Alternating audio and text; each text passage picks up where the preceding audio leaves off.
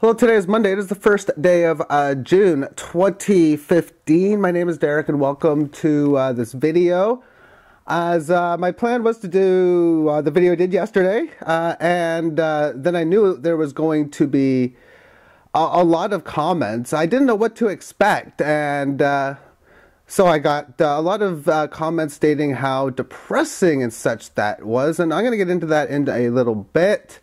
And the second part of the video was to go over some of these charts, why I created them the way I did, as well as two others that I didn't show yesterday. But originally with the video, I did a Back to the Future parody, thus using the flex capacitor, which is what was used in that movie, probably the best trilogy ever made. Naked Gun is up there for me, Beverly Hills Cop, and there's one other I can't think of offhand. But anyway, so I used the whole 1.21 gigawatts, which was used in the movie. They had to go 88 miles an hour. I used 88 megs a second. After all, we're in the new age of digital technology.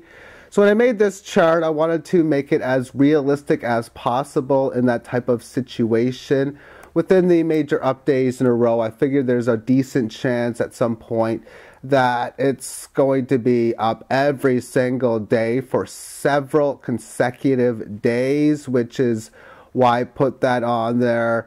Having situations where price goes from like 250 down to 150 in a matter of like a week and change, and where you have moves like this where it goes from 230 or so down the same level, probably in a matter of about around 24 hours or so, which would be the normality. Of course, I talked about this in the video, a pattern like this, all of course, not manipulated, although I guess it was, but intentional. Yeah, that's the better word to use within that. Of course, within the monthly chart, I did the same sort of deal where it obviously had a big run up to the close to 300 level and then fall back to 50.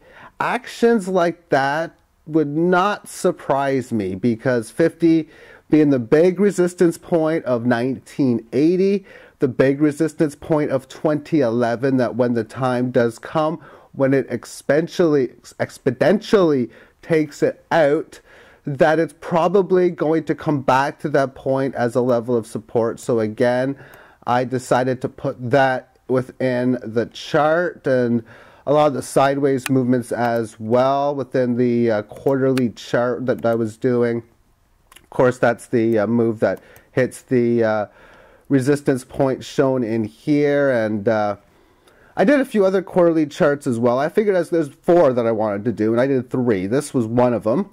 The one that I didn't do was when this thing just explodes so fast, like before the end of this decade, 2017, 2018, which I still think is more probable than maybe any of these. I had one comment stating, oh, you're going to be so wrong. And yeah,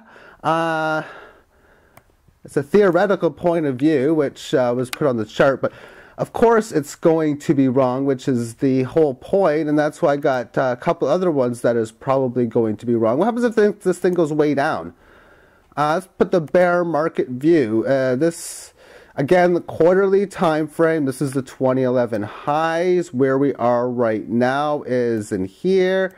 So is it possible maybe we come in with a rally at the 26? The band doesn't get taken out, then resisted, and then in 2025 we're looking at $10.37 silver, Fibonacci support here, resisting it now, and yeah, this thing breaks down below here. We're going down to $4 an ounce again. Possibility. You know what? I guess it could be possible given how long it has taken for people to understand what's going on within the economic model. And the other one was a sideways movement where it just does nothing for the next 10 years, relatively speaking, but not going lower, obviously, because where we are now again is in here.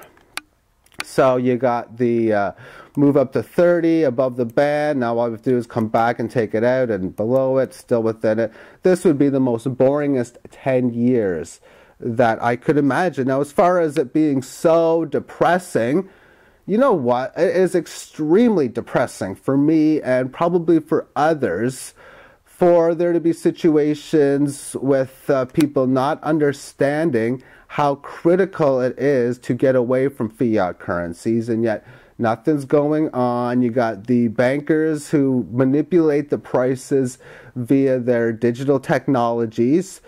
And you can even go further within 911, which will be the next video, or will be part of the next video, the 3 stages of September the 11th, where you have architects and engineers for 911 Truth who give very valid points and documentaries explaining the ludicrous of the official story. And that is depressing that we have the leaders still stating that 911 was this the Al-Qaeda thing. And oh man, I'm depressed too much talking about it now, but on the next one, I'm going to talk about the 3 stages of September 11th. We're in stage 2 right now, and don't expect stage 3 to start anytime soon, and I'll talk to you later on. Take care.